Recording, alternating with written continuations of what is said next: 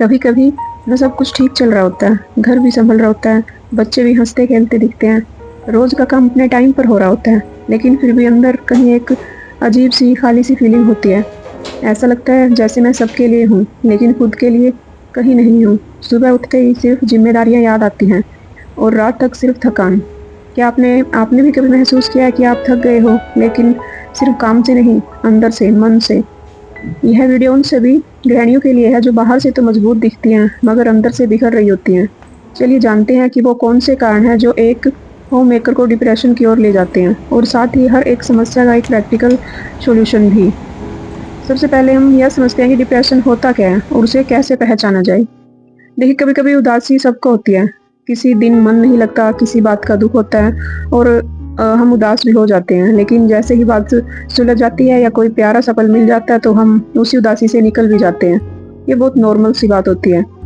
यह डिप्रेशन नहीं है, लेकिन जब यही उदासी लगातार 2-3 हफ्तों तक चले, जब हर दिन सुबह उठकर लगे कि जीवन में कुछ अच्छा नहीं चल रहा, सब खत्म हो रहा है, किसी काम में मन ना लगे, किसी से बात करने का मन ना करे, जब आपको लगने लगे कि जीवन में कोई मोटिवेशन ही नहीं रही और कभी कभी तो यह सोच भी आए कि क्या मैं खुद को खत्म कर दूं, तो समझ जाइए कि यह डिप्रेशन हो सकता है। डिप्रेशन का मतलब सिर्फ उदासी नहीं होता, इसका मतलब होता है वो उदासी जो आपके जीवन को प्रभावित करने लगी है।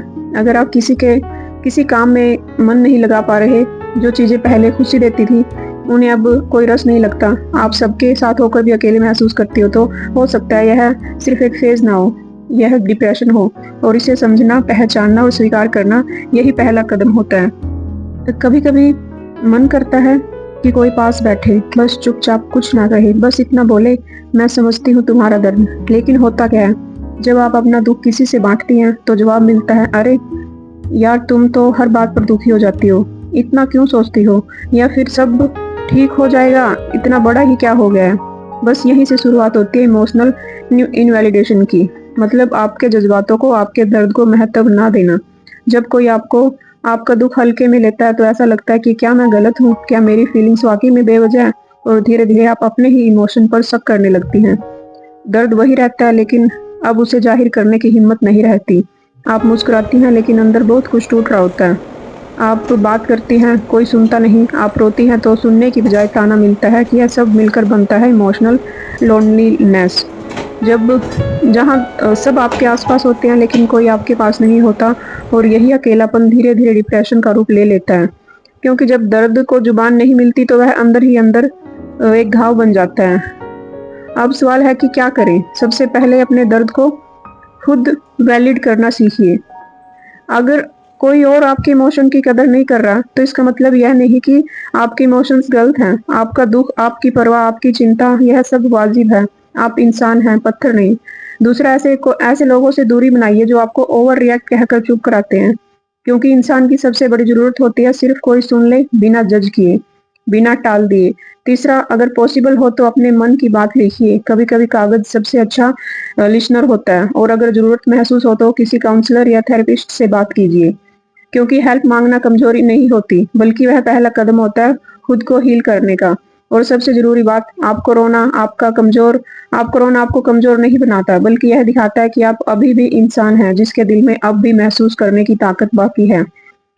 दुनिया अगर आपकी भावनाएं नहीं समझती तो आप खुद को समझिए, क्योंकि जब तक आप खुद को वैलिडेट नहीं करेंगे तब तक किसी और से उम्मीद करना सिर्फ दर्द देगा। आपसे खुद से एक वादा कीजिए कि मैं अपने हर इमोशन को इज्जत दूंगी, चाहे कोई दे या ना दे, क्योंकि असली हीलिंग वहीं से शुरू होती है जहां पर हम खुद से कहते हैं कि तेरा दर्द वाजिब है, मैं तुझे सुन रही हूँ, मैं और तू अकेली नहीं है। पूरा दिन बस दूसरों के लिए जीते रहना, सुबह आंख भी ठीक से नहीं खुलती और दिमाग किसी अलार्म क्लॉक की तरह काम करने लग जाता है। एक मेंटल लिस्ट चल पड़ती है, बच्चों से का टिफिन बनाना है, पति के कपड़े प्रेस करने हैं, किचन का गैस चेक करना है, कचरा निकालना है, दूध वाला लेट ना हो, और फिर पूरा दिन इसी दौर से गुजर जाता है। घर के एक कोने में से दूसरे कोने तक दौड़ते दौड़ते कब दोपहर होती है, कब शाम, पता ही नहीं चलता। कभी दवाइयां लेने जाना है, कभी किसी को डॉक्टर को दिखाना है, कभी रसोई का सिलेंडर खत्म हो गया, तो कभी मेहमान आ गए बिना बताए। एक वक्त ऐसा आता है जब शाम को, जब सबका काम खत्म होता है और थोड़ी देर बैठने का मौका मिलता है, तो लगता है कि थकान हद से ज्यादा हो गई। थोड़ी देर के लिए फोन उठा भी ले या चाय बनाकर बालकनी में खड़े हो भी जाए तो गिल्ट होने लगता है कि कितना काम पड़ा और मैं यहाँ आराम कर रही हूँ। यह साइकिल हर दिन चलती है, मंडे से संडे, हर हफ्ते, हर महीने बिना रुके। लेकिन कभी आपने खुद से यह सवाल पूछा है कि मैं खुद के लिए क्या कर रही हूँ? क्या मैंने अपने लिए कुछ किया है आज? क्या मैंने खुद से एक बार प्यार से बात भी की है? ज्यादातर होम मेकर्स का जवाब होता है नहीं, वक्त ही नहीं मिलता। और जब ज़्यादा समय तक ऐसा चलता है ना तो एक खालीपन आता है। ऐसा लगता है जैसे आप किसी इनविजिबल रेस में भाग रही हैं जिसका कोई एंड पॉइंट ही नहीं है और इस खालीपन से उदासी, इरिटेशन और डिप्रेशन जैसे इमोशंस पैदा होने लगते हैं। लेकिन इसका सॉल्यूशन है कि वह बहुत सॉल्यूशन है जो वह बहुत सिंपल है। अपने लिए थोड़ा वक्त निकालिए, चाहे वह सिर्फ 10-15 मिनट हो। और यह वक्त सिर्फ आपका होना चाहिए। उस वक्त आपको किसी और के फ़ोन का जवाब नहीं देना, किसी और के लिए चाय नहीं बनानी, किसी और का काम नहीं देखना। सिर्फ़ अपने मन से पूछना है, मैं क्या करना चाहती हूँ? चाहे वह एक छोटी डायरी में लिखना हो, एक कप चाय के साथ कुछ फ़ेवरेट म्यूज़िक सुनना हो, सिलाई हो, पेंटिंग, गार्डनिंग या बस छत पर अकेले बैठना हो। कुछ भी हो, यह छोटी-छोटी चीज़ें आपके दिल को भरने लगेंगी। आपको हर बार एक एक फिर से खुद से मिलने का मौका मिलेगा और याद रखिए जब एक औरत खुश होती है तो उसकी मुस्कान घर के हर कोने में रोशनी की तरह फैलती है। अपने अस्तित्व को भूलना मत। आप सिर्फ माँ, पत्नी, बहू या बेटी नहीं हैं। आप एक पूरी व्यक्ति हैं जिसके अंदर सपने हैं, अपनी फीलिंग्स है, अपने इमोशंस हैं। हर दिन थोड़ा-सा वक़्त सिर्फ़ खुद के लिए ज़रूर निकालिए, क्योंकि अगर आप नहीं तो कुछ भी नहीं। हर दिन आँख खुलते ही वही सोच, आज क्या बनाना है? बच्चों के टिफ़िन, पति की चाय हर टाइम यही रूटीन चलता है, कभी रुकता ही नहीं। ज़िंदगी जैसे एक मशीन बन गई हो, सेम बटन दबाओ और वही प्रोसेस रिपीट हो जाए। पहले लगा करता था कि एक घर सँभालना एक सुख भरा काम है, पर जब सालों से हर दिन एक जैसे काम को किया जाए तो बिना किसी तारीफ के, बिना किसी वीकेंड ब्रेक ब्रेक के तो वह काम सुख नहीं, एक थकान बन जाता है और उस थकान का सबसे बुरा हिस्सा होता है, उसमें कोई एक्साइटमेंट नहीं रहती। सुबह से शाम कब निकल जाती है पता ही नहीं चलता, लेकिन उसमें अपने एक पल भी निकाल पाएँ यही सोचना भी मुश्किल लगता है। और फिर धीरे-धीरे सिर्फ़ धीरे-धीरे ज़िंदगी सिर्फ़ एक चेकलिस्ट बनकर रह जाती है। गैस ऑफ की है या नहीं, यूनिफ़ॉर्म प्रेस हो गई है या नहीं, सब लंच खाकर निकले या नहीं। ऐसा लगता है जैसे एक टाइम के बाद हम जीना नहीं, निभाना शुरू कर देते हैं। खुद से खुद से दूर होते चले जाते हैं, अपने जज़्बातों से दूर होते चले जाते हैं और वो सब चीज़ें जो हमें खुशी देती थी, वो सब कहीं पीछे छूट जाती हैं। इसे इसी बार-बार रिपीटेशन से उभर कर आता है एक इमोशनल खुद को महसूस करना बंद कर देते हैं। लेकिन इस साइकिल को तोड़ने के लिए किसी बड़े चेंज की ज़रूरत नहीं होती। छोटी-छोटी चीज़ें भी ज़िंदगी में रंग भर सकती हैं। जैसे हर वीक एक नया डिश ट्राई करना, बालकनी में 10 मिनट के लिए बैठना, किसी पुरानी दोस्त को बिना वजह कॉल कर लेना या बिना किसी वजह के म्यूज़िक पे नाच लेना। रूटीन वही हो लेकिन उसमें एक नया छोटा-सा ट्विस्ट हो सिर्फ़ खुद के लिए। क्योंकि जब हम हर दिन दूसरों के लिए जीते हैं तो अंदर से खाली हो जाते हैं। लेकिन जब खुद के लिए एक छोटी-सी जगह बनाते हैं तो रूटीन फिर से जीवित हो जाता है। ज़िंदगी मशीन नहीं है और आप उस मशीन की ड्राइवर नहीं, आप उस ज़िंदगी की रूह हो। वही रूटीन रूटीन खूबसूरत लगने लगता है। जब भी इंस्टाग्राम खोलते ही एक चमकती हुई दुनिया सामने आ जाती है तो सफेद सोफे, खूबसूरत बाल, मुस्कुराते चेहरे और फिर आईना देखती हूँ तो लगता है मैं तो कुछ भी नहीं। यह कंपैरिजन की आग अब हमारे अंदर धीरे-धीरे हीन भावना की शक्ल ले चुकी होती है।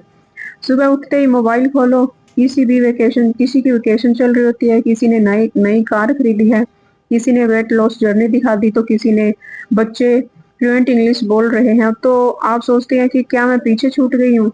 घर के कोनों में बिखरे खिलौनों को समेटते हुए जब आप किसी और की परफेक्ट ज़िंदगी देखती हैं तो आपका ये जो रियलिटी वाला घर है फेडेड सा लगने लगता है। कभी मन ही मन गिल्ट होता है कि खुद के लिए क्या कुछ क्यों नहीं कर पाई। कभी लगता है शायद मुझ में ही कुछ कमी थी। लेकिन सच कहें तो वह जो आप देख रही हैं वह सिर्फ़ एक फ्रेम है, एक केयरफुली चुना हुआ फ़िल्टर। उसके पीछे भी थकान है, कन्फ्यूजन है, अकेलापन है और बस वह दिखता नहीं है। कंपैरिज़न करने से हमारी मेहनत कम नहीं होती लेकिन हमारी खुशी कम ज़रूर हो जाती है। आपने जो ज़िंदगी जी है ना, बच्चे संभालना, बच्चों को पालना, घर संभालना, ये किसी तालियों के लिए नहीं, वह कोई अचीवमेंट से कम नहीं है। सोशल मीडिया पर जो आप देखते हैं वो उनकी एडिट की हुई गई रियलिटी है, और जो आप जीती हैं वह आपकी प्योर रियलिटी है। आपकी जो ये जिंदगी आपको बेढंगी सी लगती है, आपके त्याग और गहराई की वजह से आपके बच्चे, आपके परिवार वाले उसे महसूस करते हैं।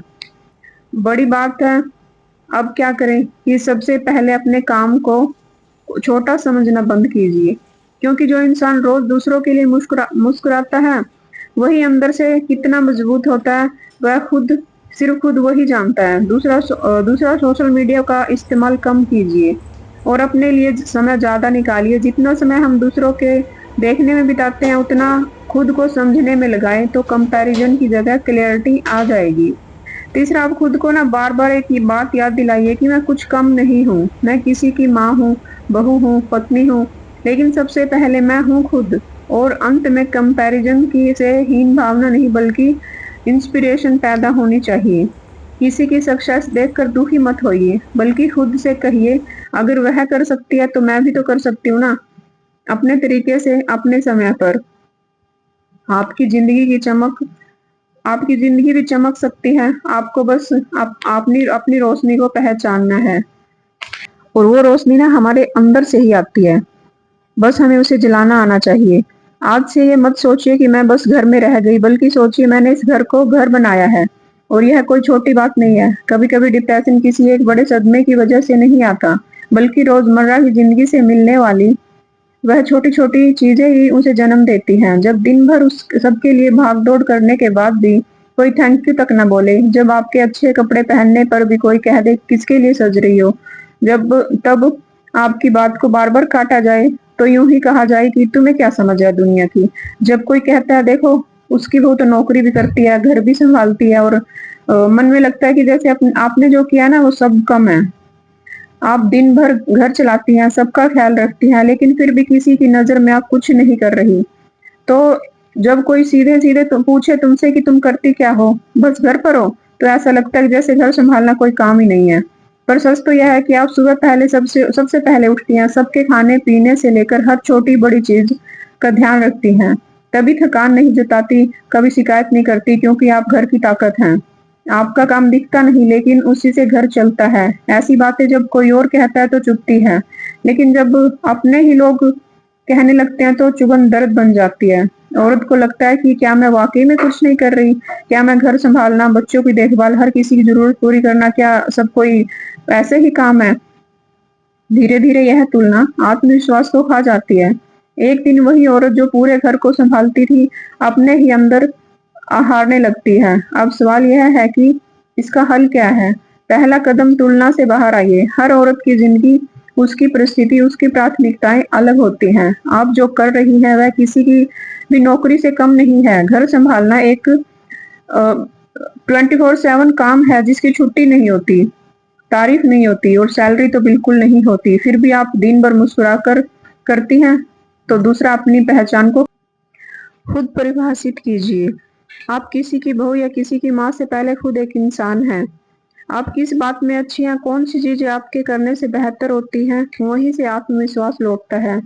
तीसरा, जब कोई तुलना करे तो खामोश रहने की बजाय मुस्कुराकर जवाब दीजिए, हाँ, वह बहुत अच्छा कर रही है, और मैं भी उसी तरह से अपनी अपनी तरह से पूरी कोशिश कर रही हूँ। कभी-कभी अपनी आपकी शांत मुस्कान दूसरे की तुलना को बेअसर कर देती है। और चौथा, अगर कोई बार-बार दिल को दुखा रही है, तो श्री कृष्ण जी कहते हैं ना, जब तुम्हारा मन बार-बार उसी बात पर टिकता है जो दुख देती है, तो तुम उस दर्द को ही अपना भोजन बना रहे हो।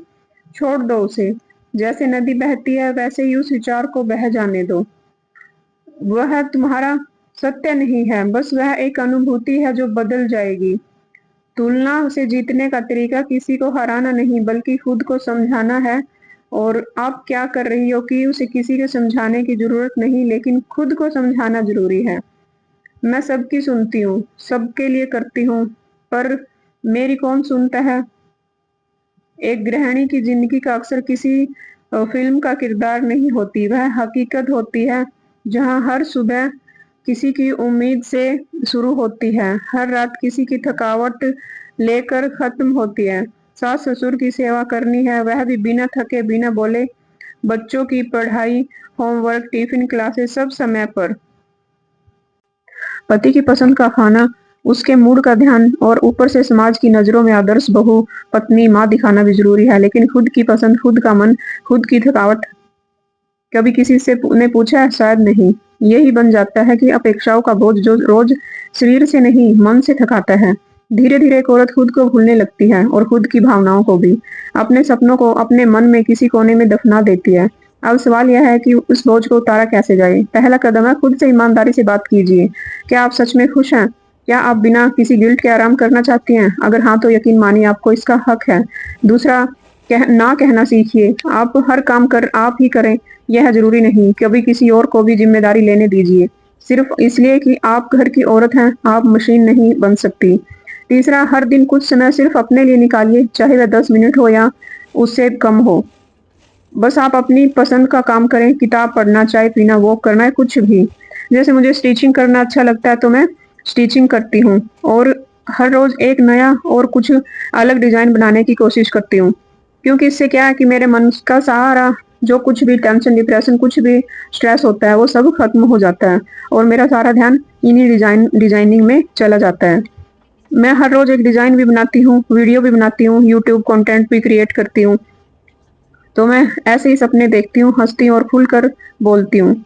आज आप भी वही हैं, बस जिम्मेदारियों की गर्द ने आपको ढक दिया है। थोड़ा खुद पर ध्यान दीजिए, आपको आपका बोझ थोड़ा हल्का लगने लगेगा। आप सब कुछ कर सकती हैं, लेकिन सब कुछ करते हुए खुद को खोना जरूरी नहीं है। थोड़ी सी मोहब्बत खुद से भी कीजिए, आप उसकी हकदार हैं। और हर औरत के भीतर एक दुनिया होती है, एक ऐसी दुनिया जहाँ रंग होते हैं, सुर होते हैं, अल्फाज होते हैं। पर शादी और जिम्मेदारियों के बाद वो दुनिया धीरे धीरे धीमी होती है और फिर एक दिन खामोशी से भर जाती है। जो कुछ भी कर सकती हो वह अपने उतने ही मधुर स्वभाव से कीजिए। कोई सिलाई, कढ़ाई, मेहंदी, डिजाइनिंग, जिसमें भी आप माहिर हो वही बिजनेस चला सकती हो। पर वह सब अधूरा रह जाता है जब आपको समय नहीं मिलता। कोई कहता है कि अब इस उम्र में क्या फायदा, या खुद ही सोचती हैं कि अब कौन समझेगा, किसके लिए करूं। बस यहीं से शुरू होता है अंदर का खालीपन। हर बार जब वो किसी और को अपने जैसे काम करते देखती हैं तो उसका मन कहता है कि मैं भी कर सकती थी। पर फिर वह ख्याल दबा देती है कि जैसे बाकी सपने दबाए थे। लेकिन सच यह है कि अधूरे सपने सिर्फ सपने नहीं होते, वो दिल में एक चीज बनकर रह जाते हैं जो धीरे धीरे डिप्रेशन का रूप ले लेते हैं। समाधान यही है कि सबसे पहले आप अपने आप से एक वादा कीजिए कि मैं फिर से शुरुआत करूंगी। कितना भी समय बीत गया हो कोई फर्क नहीं पड़ता। अगर आप गाती थी तो फिर से गाइए। यूट्यूब, इंस्टाग्राम पर छोटे छोटे वीडियोस डालिए। अगर आप लिखती थी तो एक डायरी से शुरू कीजिए, फिर ब्लॉग बनाइए, फेसबुक पेज बनाइए। अगर आपको स्टिचिंग आती है तो वह सिर्फ एक शौक नहीं आप बल्कि आपकी कमाई का जरिया भी बन सकता है। और सबसे अच्छी बात यह है कि इसके लिए आपको बाहर दुकान खोलने की जरूरत नहीं है, आप घर से ही शुरुआत कर सकती हैं। आजकल तो अपने डिजाइन और अपनी खुद की पहचान स्टिचिंग के जरिए एक से एक डिजाइन बनाकर अपनी पहचान बना सकती हैं। स्कूल ग्रुप्स में या व्हाट्सएप सर्कल में भी लोगों को एक बार बता दीजिए तो ऑर्डर आना शुरू हो जाएगा। और अगर आप थोड़ी हेल्थ कॉन्शियस है तो जैगरी आटा या ओट्स या शुगर फ्री कुकीज जैसे चीजें आजकल बहुत ट्रेंड में हैं। लोग बाहर की चीजों से डरते हैं और होममेड हेल्थ स्नैक्स पसंद करते हैं, तो आप वो ऑप्शन भी रख सकती हैं। अगर आपको स्टिचिंग आती है तो अगर आपने कभी अपने बच्चों के लिए छोटे छोटे कपड़े सिए हैं, नन्ही सी फ्रॉक, छोटी सी नैपीज या फिर नाम वाला बीबिया, कोई वहीं से शुरुआत हो सकती है। आज भी वहाँ बहुत सी महिलाएं हैं जो पर्सनलाइज बेबी क्लोथ्स बनाकर इंस्टाग्राम और व्हाट्सएप से बेच रही हैं। कोई क्रोशिया से सॉफ्ट टॉयज बना रही है, कोई न्यूबॉर्न के नाम से ब्लैंकेट्स, तो कोई छोटे छोटे बच्चों के फेस्टिवल आउटफिट्स। और सबसे अच्छी बात, वह सब घर बैठे कर रही हैं। हो सकता है आपके पास फैंसी मशीन ना हो, लेकिन बेसिक सी स्टिचिंग मशीन और नीडल वर्क से भी आप बहुत कुछ कर सकती हैं। अगर आप स्टिचिंग जानती है तो आप अपने आसपास किसी बुटीक से संपर्क कर सकती हैं। अगर आपके पास लगता है कि आपके पास काम नहीं आएगा तो आप किसी बुटीक से कपड़े मंगाकर आप उनको भी अच्छे से सील के दे सकती हैं।